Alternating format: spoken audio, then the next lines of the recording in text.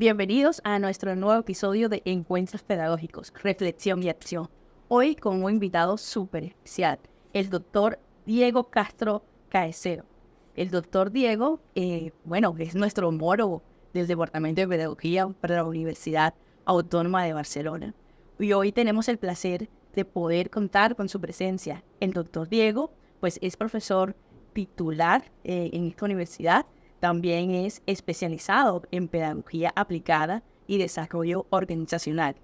Ha participado en diversos proyectos de investigación educativa internacional, con un enfoque de gestión de calidad, educación superior y bioeconomía.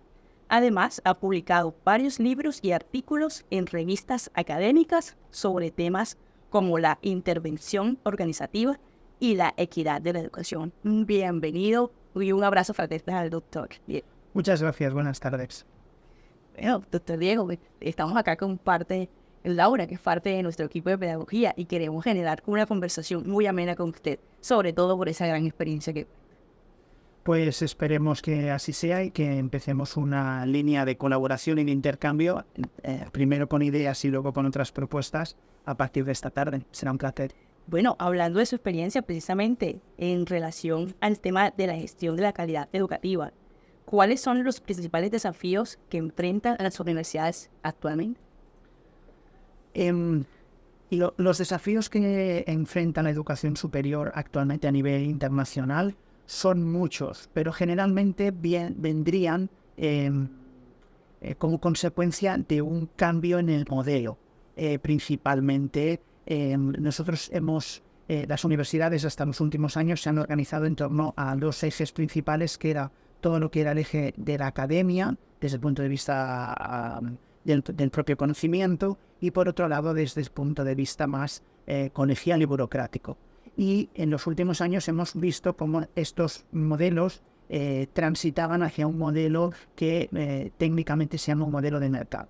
En el modelo de mercado, la universidad se convierte en una institución prestadora de servicios en función de lo que se le demanda socialmente, se convierte en una institución extraordinariamente autónoma, extraordinariamente flexible y adaptativa, y este cambio de una universidad, vamos a llamarla tradicional, a una universidad orientada al mercado, tiene afectaciones, influencias en el ámbito del currículum. Por ejemplo, ahí tendríamos en los modelos de competencia, tendría una implicación en todo lo que es el trabajo en el ámbito de la investigación, y, por ejemplo, tendríamos toda esa intensificación de la producción académica, de los artículos de impacto, etcétera, etcétera. Tenemos una influencia o un impacto en todo lo que tiene que ver con los procesos de globalización, y ahí tenemos todas las dinámicas de internacionalización, de intercambio de redes, de generación de conocimiento compartido a nivel internacional, y otras afectaciones, por ejemplo, todo lo que tiene que ver con la carrera académica, y por lo tanto el establecimiento de una serie de escalones que permiten desarrollar al profesorado a través de elementos que no solamente afectan al conocimiento científico, sino también al conocimiento pedagógico.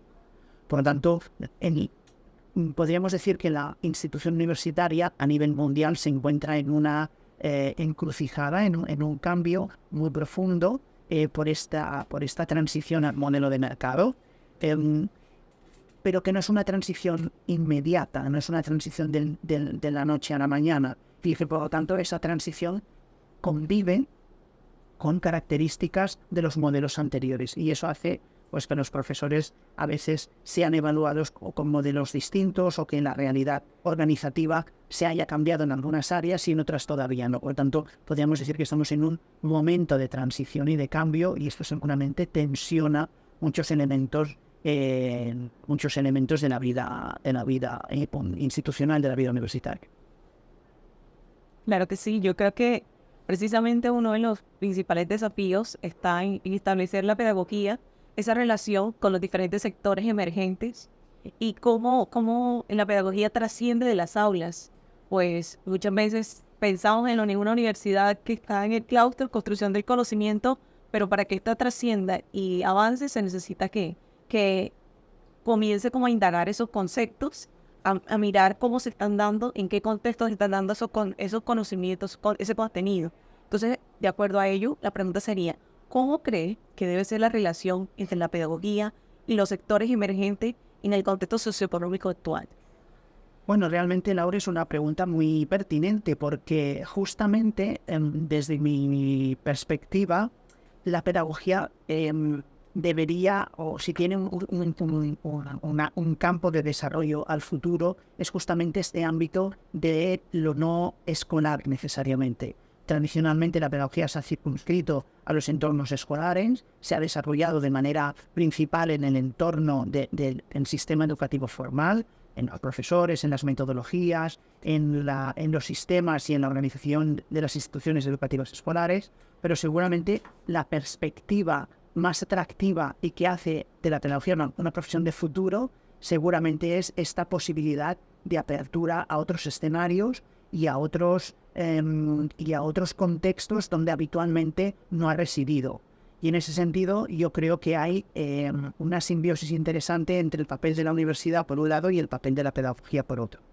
En estos momentos estamos viviendo en lo que se denomina la sociedad del conocimiento y justamente lo que hace la institución universitaria es generar, transmitir y desarrollar el conocimiento. Por lo tanto, la universidad tiene un papel destacado en este contexto de economía del conocimiento.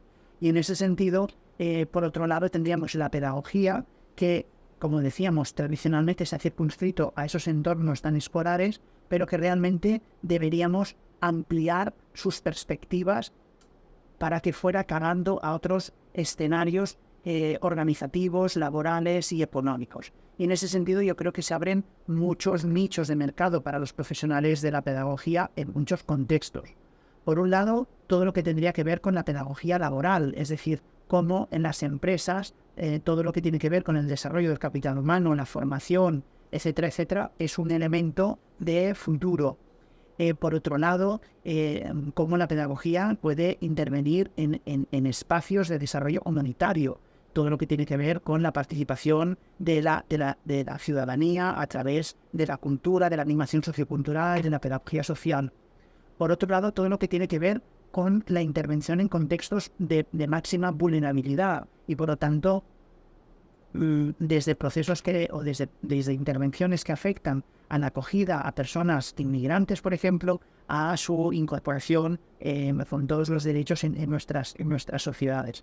Por lo tanto, los diferentes escenarios de la pedagogía son muy prometedores y yo creo que aquí el gran reto no es tanto de cómo nos van a aceptar, sino nosotros de qué manera nos vamos a saber ubicar, proyectar, posicionar en ese nuevo escenario. Y yo creo que ahí las universidades, los departamentos y las facultades de educación y de pedagogía tenemos un reto y es ayudar al estudiante a tener esta perspectiva amplia, ambiciosa, profesional, comprometida y de futuro. Bueno, muy interesante lo que nos comenta. Precisamente usted tiene unas investigaciones académicas relacionadas con el tema de la bioeconomía y su impacto en la vida universitaria. ¿Usted qué cree, qué desafíos tenemos frente a ese concepto y hacia dónde vamos en términos de la dinámica de trabajo de la universidad? Bueno, seguramente nuestra participación en ese contexto era muy limitada a favorecer un análisis de las necesidades que en los diferentes países había alrededor de un fenómeno que es la bioeconomía, es decir, todos aquellos sectores que de alguna manera se han ido incorporando al sector del denominado bio. Y ahí hay desde elementos que tienen que ver con la alimentación hasta sectores que tienen que ver con cómo construimos nuestras viviendas, a sectores que tienen que ver con la farmacia, la elaboración de medicamentos y por tanto es un sector económico emergente.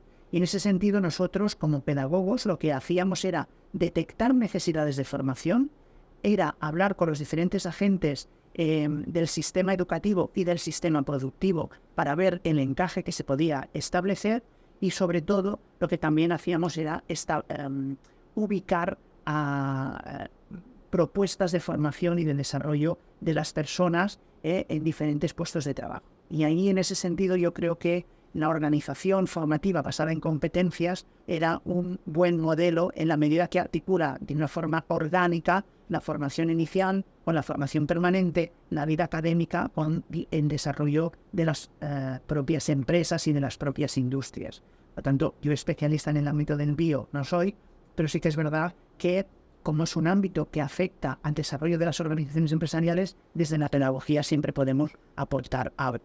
Y en ese sentido podríamos hablar de las industrias bio, pero también todo el tema de lo que se denomina ahora la economía azul, ¿no? Todo lo que tiene que ver con lo que viene del mar, por decirlo de alguna manera, desde el punto de vista de la economía, de la pesca, pero también del medio ambiente, etcétera, etcétera. Yo creo que son sectores emergentes en los que la pedagogía tiene algo que aportar.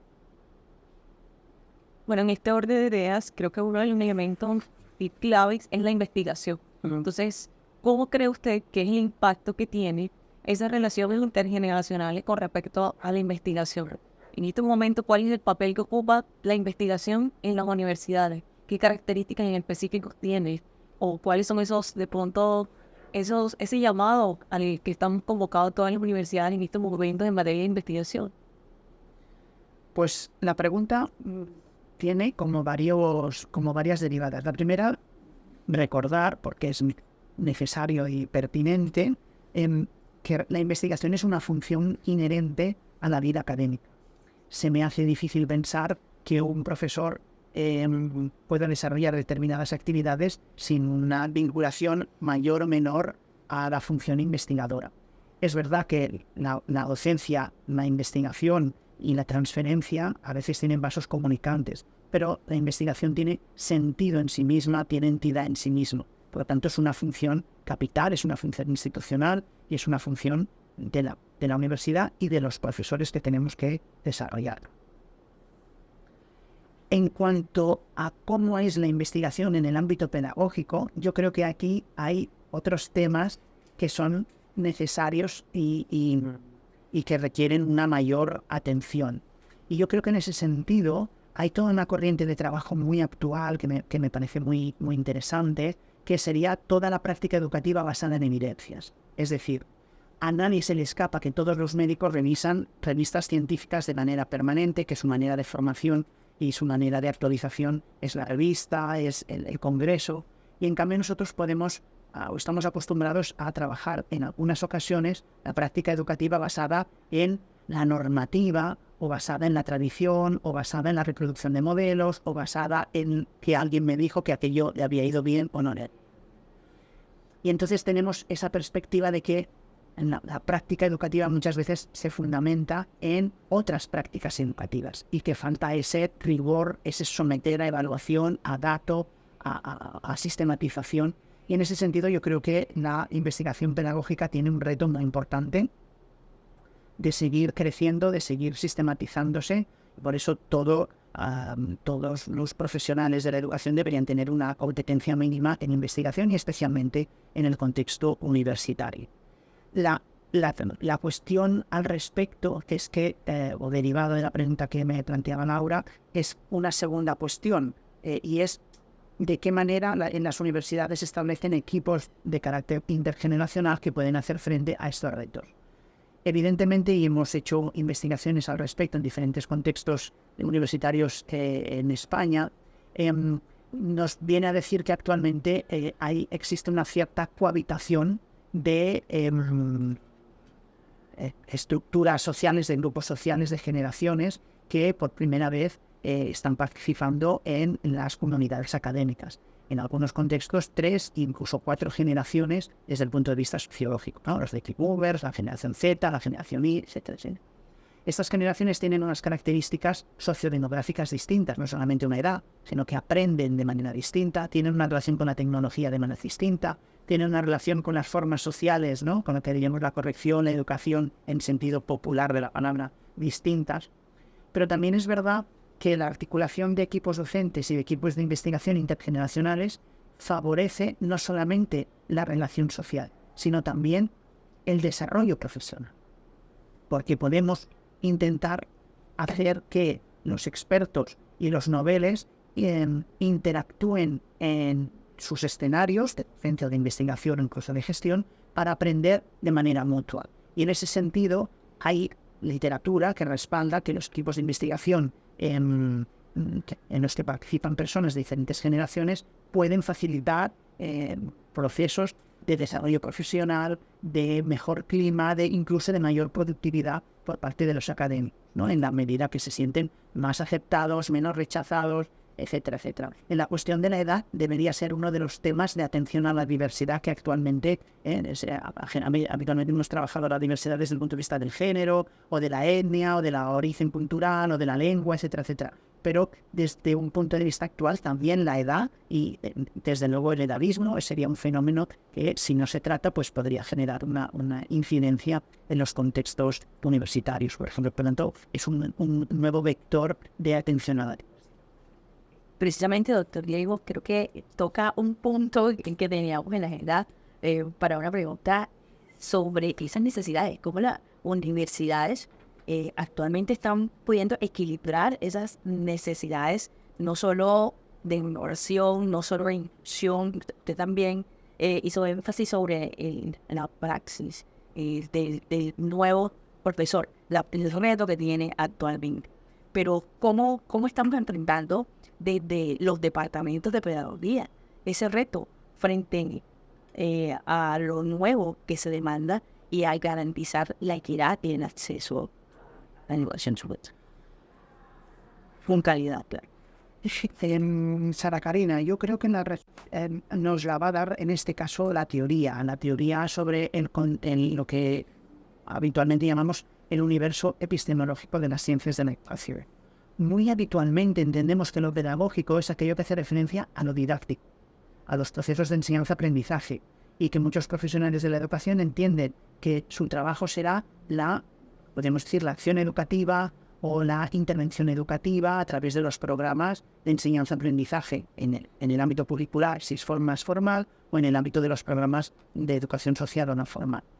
Pero es una mirada parcial, es una mirada miope. ¿Por qué? Pues porque la pedagogía, en este caso las ciencias aplicadas, no solamente intervienen sobre la dimensión didáctico-curricular, sino que existen otras miradas. Por ejemplo, la mirada organizativa. Es decir, desde la pedagogía se pueden establecer modelos de organización de los centros en los que se facilitan, por ejemplo, la cultura, el clima o unos proyectos institucionales donde esto se tiene en cuenta. Y lo organizacional es igual de pedagógico que lo curricular. Siempre tendemos a pensar que lo pedagógico es la intervención didáctica, pero es una mirada muy limitada. Yo soy pedagogo, llevo 26 años de ejercicio profesional en la universidad y nunca me he dedicado a lo didáctico, siempre me he dedicado a otras miradas. Y en ese caso, el atender, ¿no?, cómo se estructuran los profesores, cómo se hacen los horarios, cómo se genera el mejor clima, cómo se hace acogida de los profesores noveles, cómo atendemos la coordinación con las familias. Son elementos que no son didácticos, sino que son elementos organizativos y que sin duda tienen un alto potencial pedagógico.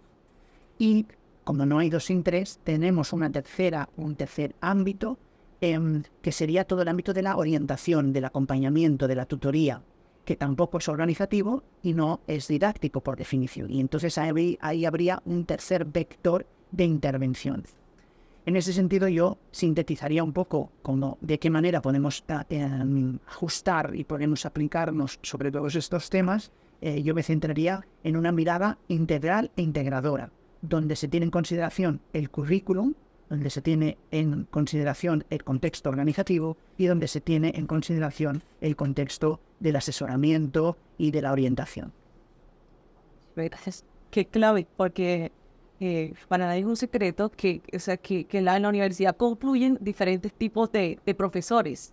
Están los profesores que de pronto tienen claridad de lo que implica el abordaje de un curso, el abordaje de una asignatura, porque de pronto dominan su parte disciplinar, pero también es importante que él conozca que al que él está acercando todo ese conocimiento es un sujeto, un ser que tiene unas características totalmente diferentes, en altos niveles de atención, porque tenemos el caso de que son profesores que llevan 35 años ahí en la docencia. En la práctica, claro. Y que pensaría uno que, bueno, lleva un recorrido amplio, pero ante toda esta apuesta que tú ahorita decías de la tecnología, la inclusión, atención a la diversidad, Yo creo que el reto de la universidad es realmente amplio, cómo promover desde esos mismos escenarios la investigación y no terminar repitiendo quizás modelos o sistemas que de pronto no están contextualizados a sus realidades, porque en muchos casos, como fue exitoso en Singapur, como fue exitoso en Finlandia, tendemos a replicar eso, pero resulta que las condiciones, las edades, los niveles de atención y demás aspectos de los sujetos que estamos estudiando, de los aprendices, son totalmente diferentes. Entonces, ¿qué piensa usted respecto a esa dinámica? ¿Cuál es el aporte que hace la universidad o de pronto el llamado, el reto que tiene la universidad con respecto a ese momento de mirar la pedagogía como algo que no se queda en lo meramente metodológico, sino que trasciende a mirar otras esferas que son propias? Porque muchas veces cuando usted lo decía, cuando se habla de pedagogía, se queda en lo metodológico y no. Pedagogía va desde lo estructural, desde la gestión educativa, cómo se da, cómo se promueve la investigación, que muchas veces hay herramientas, un ejercicio muy bueno en las aulas, pero que a veces se queda simplemente en eso, en una práctica o una experiencia, porque no se sistematiza. Entonces, ¿cuál cree usted que es el reto que tiene la universidad con respecto a ese aspecto? La respuesta es sencilla, su desarrollo es complejo, ¿sí? La respuesta sería con decisión política. Es decir, que haya una verdadera apuesta por convertir la formación o la carrera académica, la carrera del profesorado, en una prioridad en sentido amplio. Y por tanto, como no solamente decimos que el desarrollo de los profesores es importante, sino que además de decirlo, actuamos en consecuencia, a través de una carrera académica institucional, a través de procesos de formación y de desarrollo profesional claros, establecidos, con recursos y donde hay la posibilidad de articular pues, procesos de formación inicial y formación permanente, donde hay posibilidades efectivas de promoción académica, etcétera, etcétera, ¿no? Y por lo tanto, podríamos estar dibujando un escenario en el que hay diferentes niveles o escalafones, donde en cada uno de ellos se establecen unos niveles de competencia de lo que sería lo que supone para lo que es necesario para el desempeño profesional de la función de profesor o de la tarea de ser profesor universitario.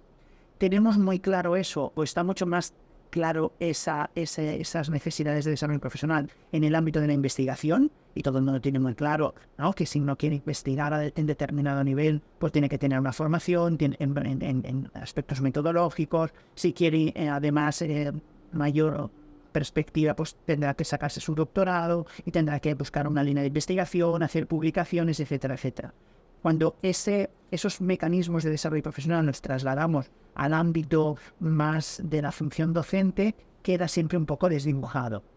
Entonces hay cursos y cursillos que a veces van por aquí, a veces van por allí, pero no tienen esta sistematización, no tienen este peso y por tanto no hay esta decisión política tan contundente, ¿no? Y esto es un verdadero reto y seguramente uno de los elementos que lo podrían promocionar sería hacer una evaluación del desempeño de la actividad.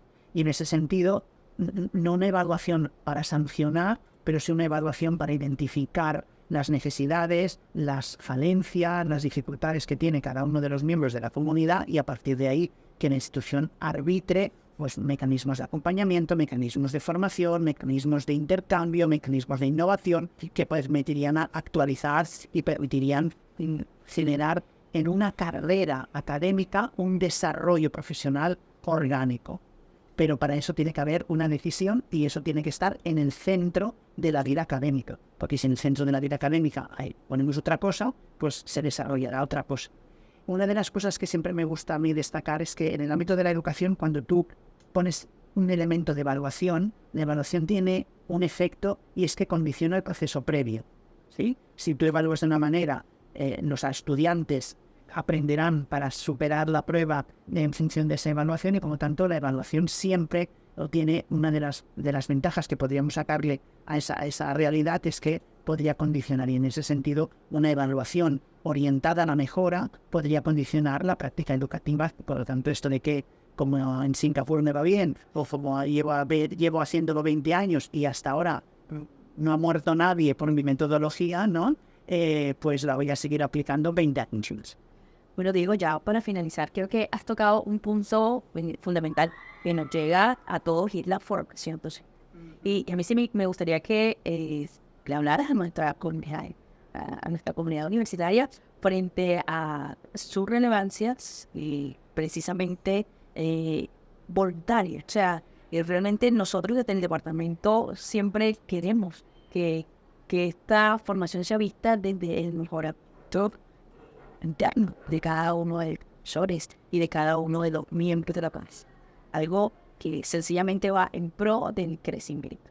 Entonces, quisiera un poco que nos ampliaras eso y finalizaras efectivamente con una frase y un mensaje para todos. Mil gracias por tus aportes en antemano. A ver, yo creo que para dar respuesta a eso habría que empezar con una pregunta, ¿no? ¿Nos consideramos unos profesionales? Porque si tú te consideras un profesional, la respuesta está clara, ¿no? Todos los profesionales tienen una formación inicial y tienen una formación continua, tienen una formación permanente y tienen un desarrollo PAE. Y la segunda pregunta, relativa a la primera, y es ¿un profesional de qué? Entonces, si tú eres médico y tú te consideras que eres médico, ¿no?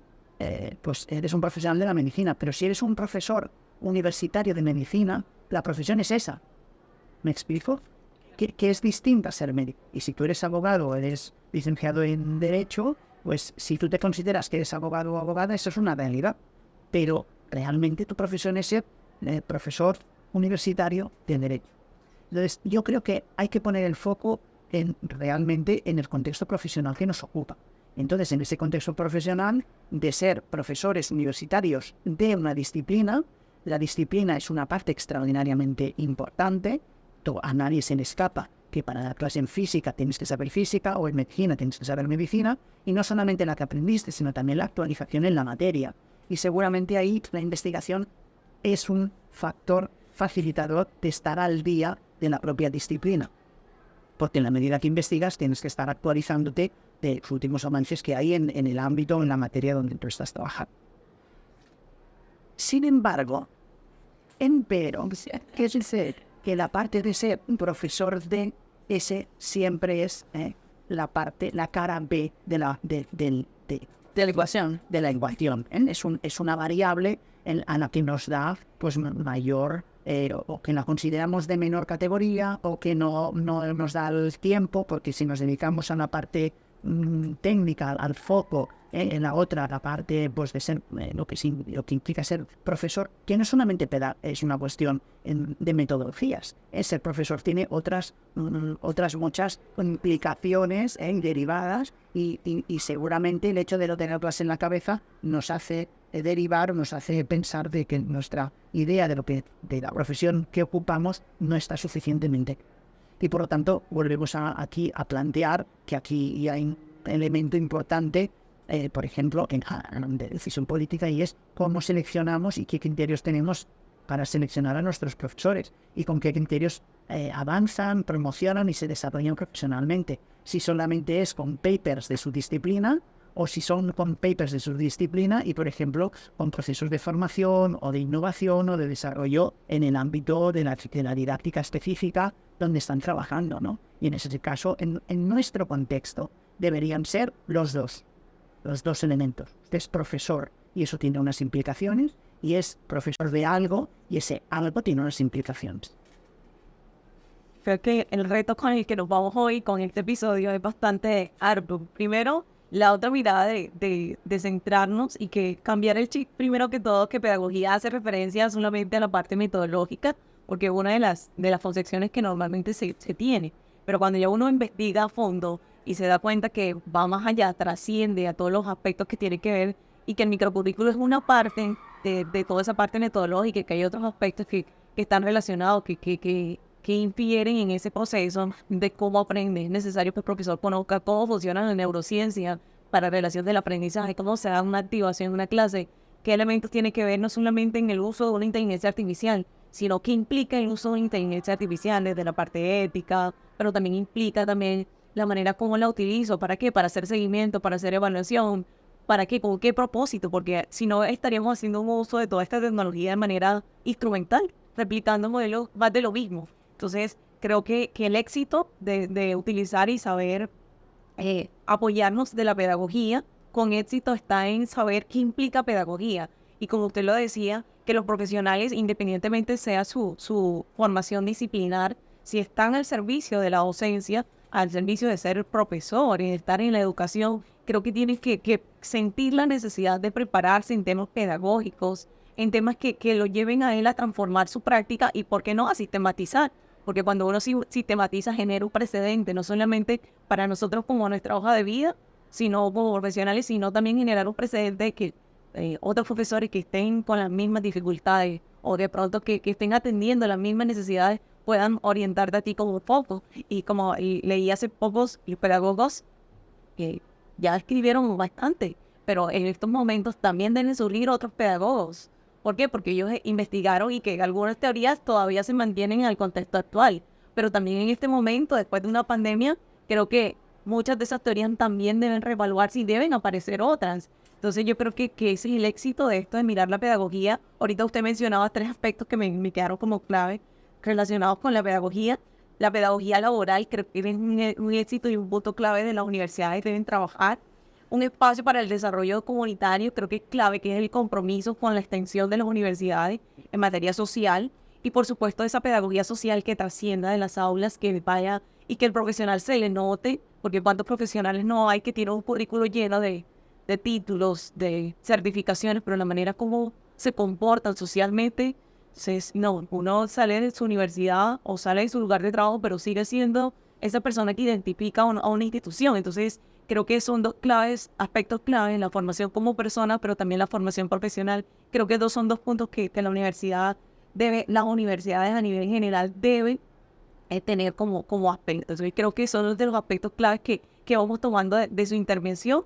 Y bueno, agradecidos por este espacio, porque estoy seguro que muchos de los comentarios, de sus apreciaciones en el día de hoy, van a construir las prácticas de nuestros profesores y van a alimentar en los escenarios que la universidad está viviendo en estos momentos. Entonces, realmente ha sido un espacio enriquecedor de aprendizaje, de redescubrimiento y, por supuesto, conocer desde otro lado cómo se está moviendo el aspecto pedagógico.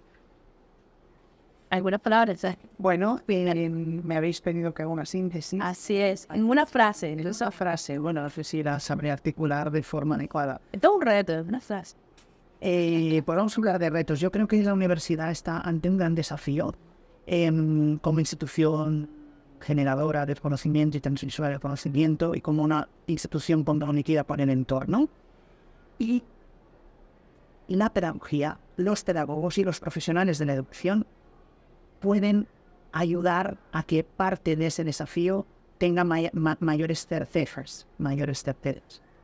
Simplemente la institución tiene que valorar la función que los pedagogos desempeñamos y desarrollamos, y los profesionales de la pedagogía, nosotros tenemos que dar una respuesta sólida, profesional, de calidad, adaptada y de rigor. Y en ese sentido, simplemente es una apuesta por la calidad y la eficiencia de las instituciones de educación. Muchas gracias, Diego. Bueno, los PowerPoints son labor y retos para los pedagogos y los que nos dedicamos a esta linda profesión. Gracias.